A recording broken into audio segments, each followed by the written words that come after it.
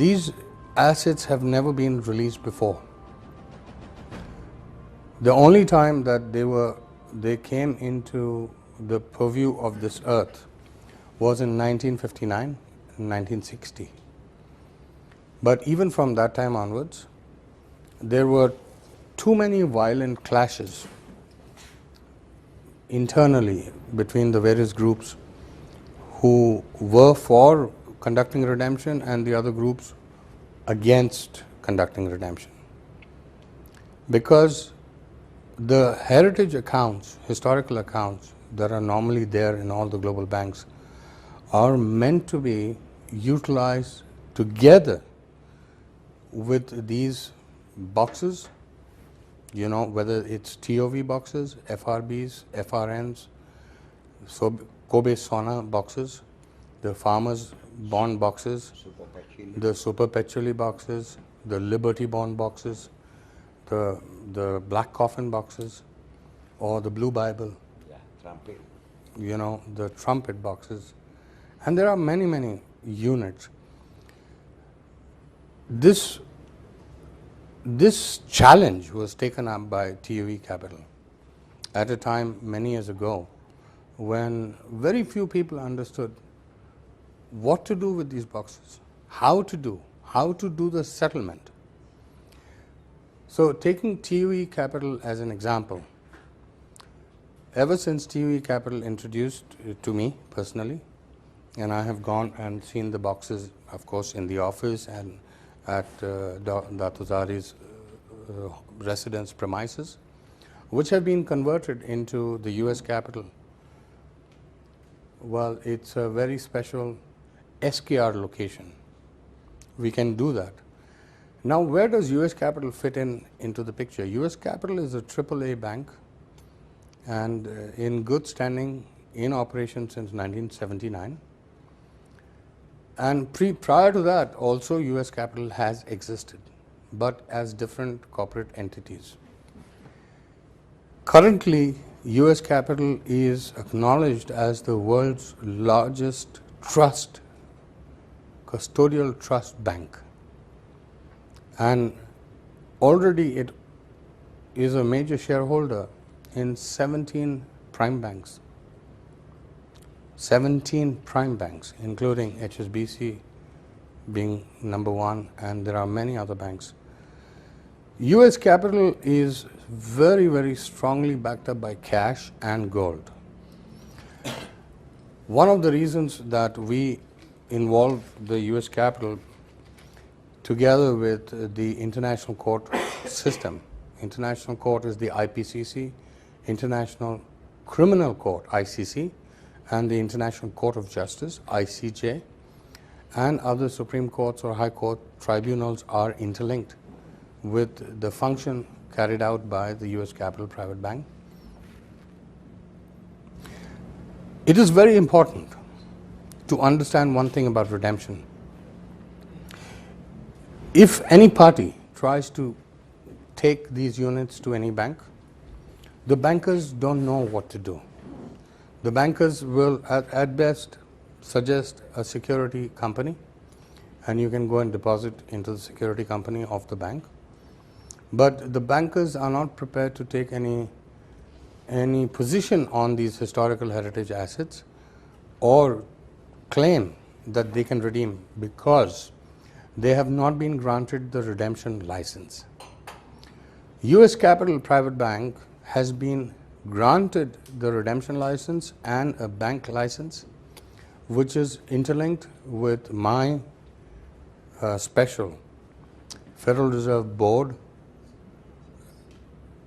special judicial judge, and Sovereign Royal Imperial Attorney General for the courthouses. That license is very, very important because it is referred to as the redemption court license.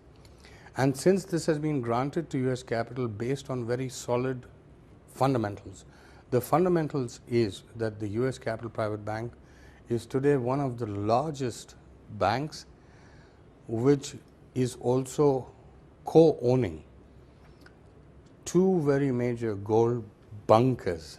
The bunkers are called the global bunker, and those bunkers have really very phenomenal gold assets, platinum assets, silver assets, diamonds, rubies, and many other treasures, you know,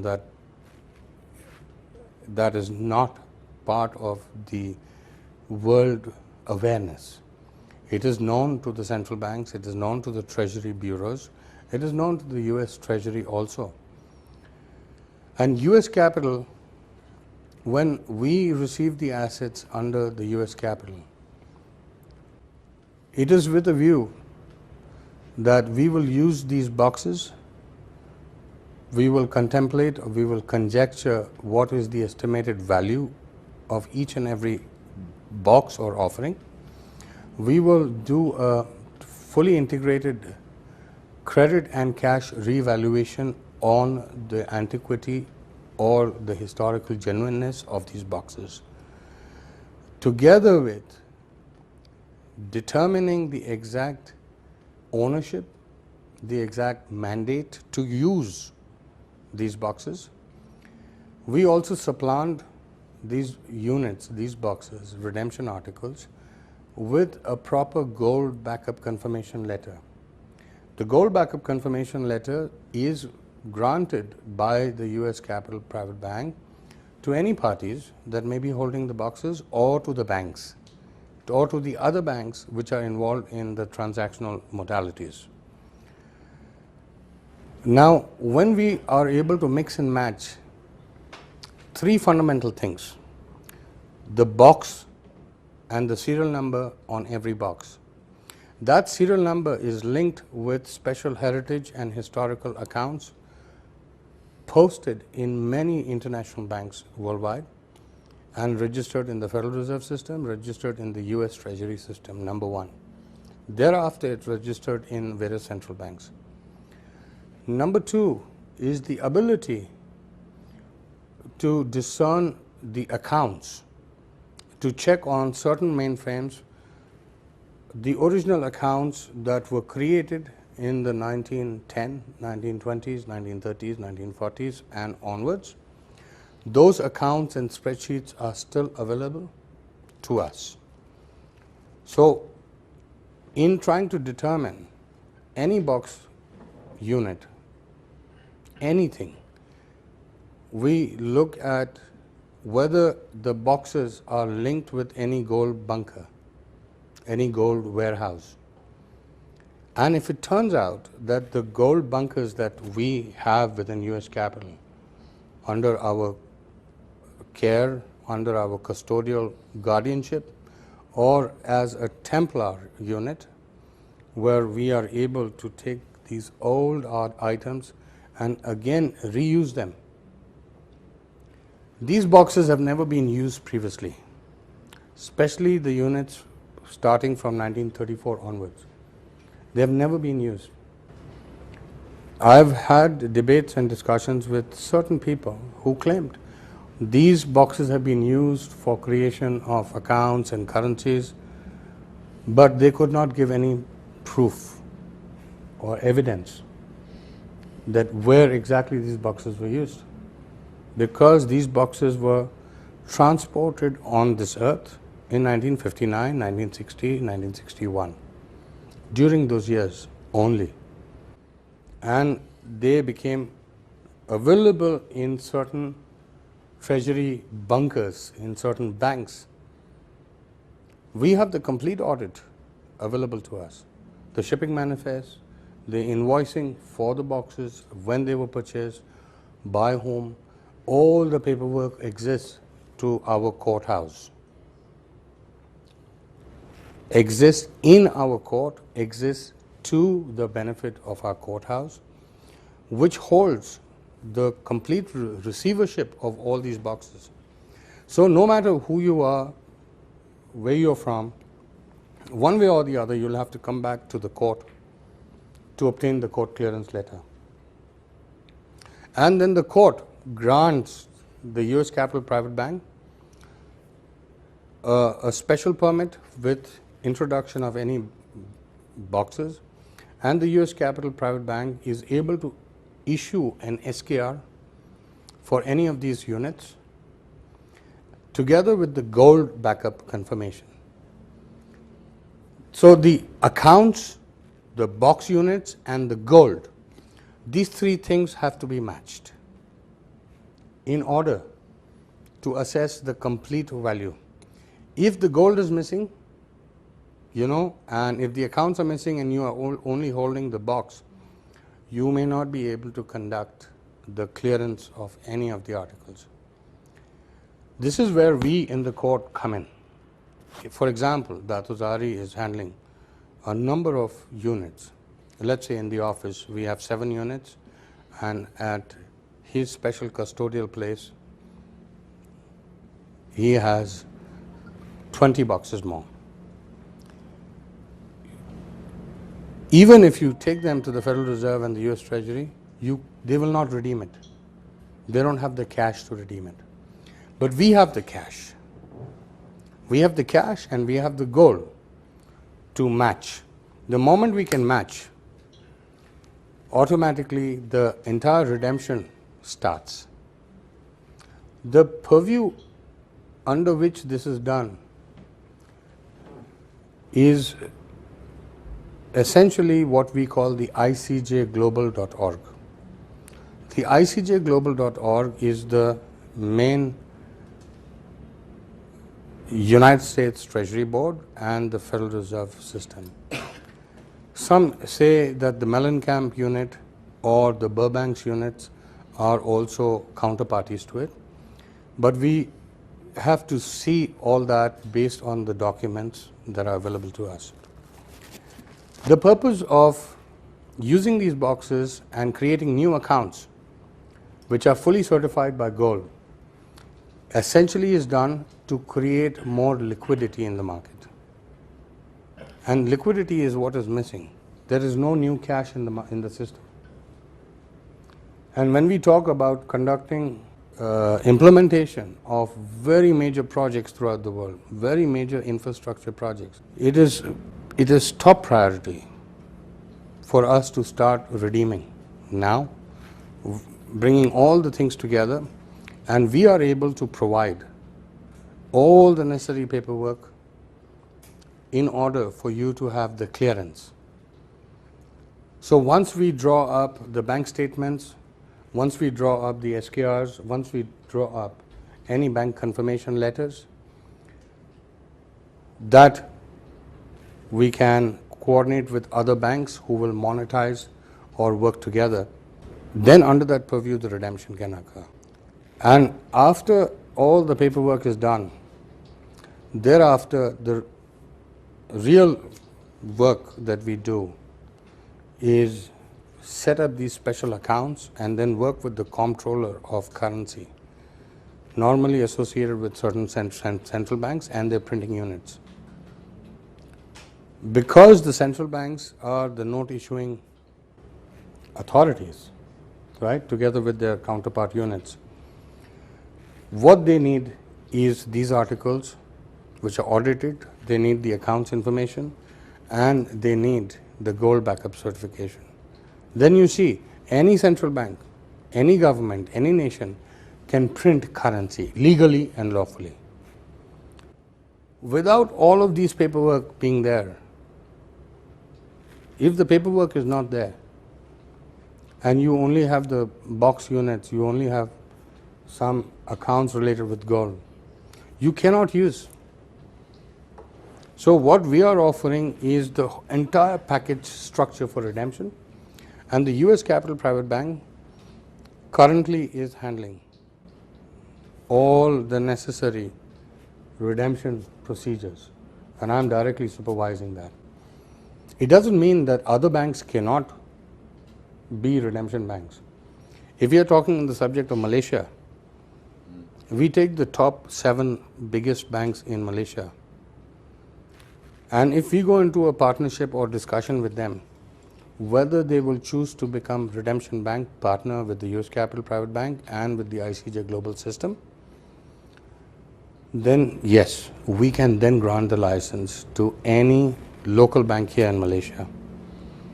And it is but natural, whatever numbers we bring from the redemption and settlement of these units, those numbers are so huge in billions and trillions and quintillions, quadrillions and quintillions, that those numbers have to be attached with a central bank. Only a central bank is able to use such large volume numbers. The primary banks or the prime banks, the commercial banks, don't have the license to cover this big number. They normally have the license going up to any numbers of hundreds of billions, or maybe just 1 or 2 trillion, or up to 5 trillion maximum. You don't hear of the commercial banks or the prime banks engaging in these unless they have been given the right to redeem, the license to redeem, and the necessary appointment or approval letters to redeem. So the US capital makes it a point that when talking with other banks or the Ministry of Finance, central banks, we support the entire paper trail. And when we have the paper trail, then this can be settled. In 1 week, it's fully settled and the money becomes available. But it does require a lot of coordination with America, with China, with India, the courthouses, the courts related with all these countries. Only from the court then you can apply for redemption in the banks. Currently, we have everything available to us in US capital and in the international court system. So for example, if we handle a fund of 1 trillion, which is a stated numbered account, but it's not just the numbers, those are gold backup numbers. And when we have the gold backup together with any credited or accredited estimated valuations of the boxes, it is then everything comes into compliance.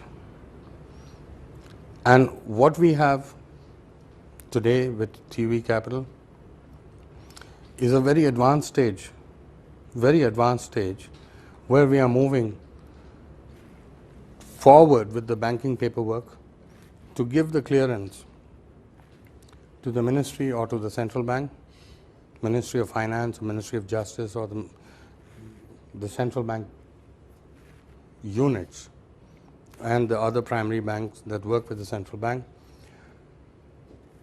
to determine how much money we need to support the new economy of Malaysia, to support the new sovereignty of Malaysia.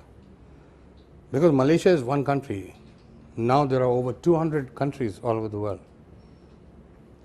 So in determining that already there is a 33 nations committee, a 33 nations in project implementation to build housing.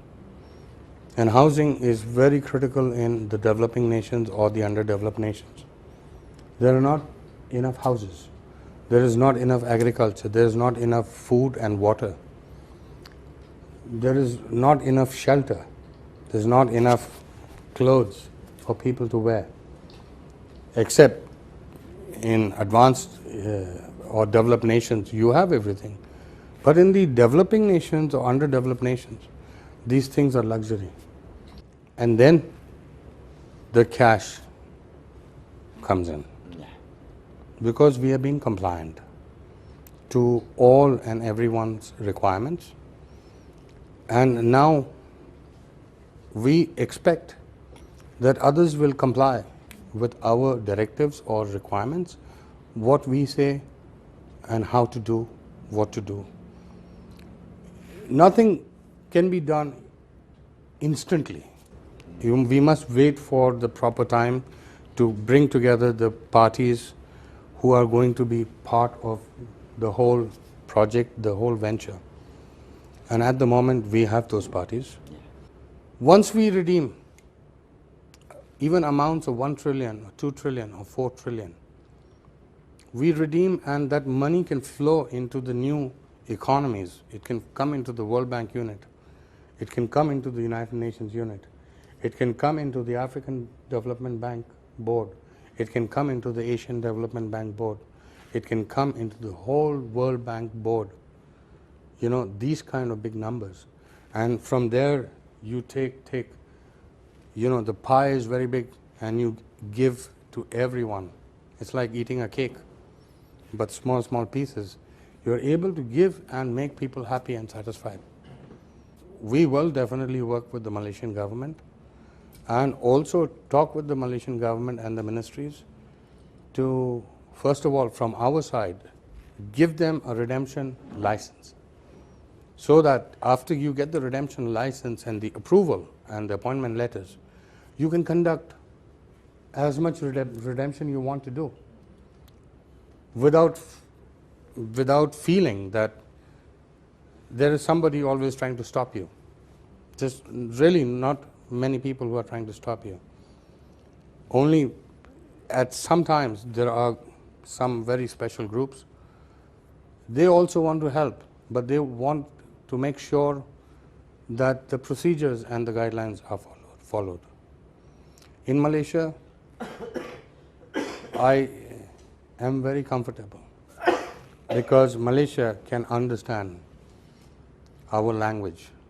Malaysian people can understand our language, what needs to be done. Although we have set up for the last 1.5 years or almost 2 years, we have set up a mechanism with China government to settle the entire 303 Kongshan era bunker. That bunker is very, very large. But the bunkers from Philippines, for example, that we have brought under US capital with the full gold backup, without any litigation involved, because we are the court, and the court itself is jointly owning the bunkers, and the court is able to underwrite, you should have no problem, right? Anytime Datu Zari requires any court letters or the bank letters from US capital, it is available. So you can imagine the long wait. From 1933, now we are in 2017, we have actually gone ahead and conducted redemption. We've already conducted the procedural guidelines. This is a huge, this is like 70, 80 years. That if we are able to realize in monetary terms, in liquidity, in creating, to remove the market crashes, but to infuse new liquidity, and should we all succeed in this mission, then I will say this is too good to be true. It is truly good, and it is truly true.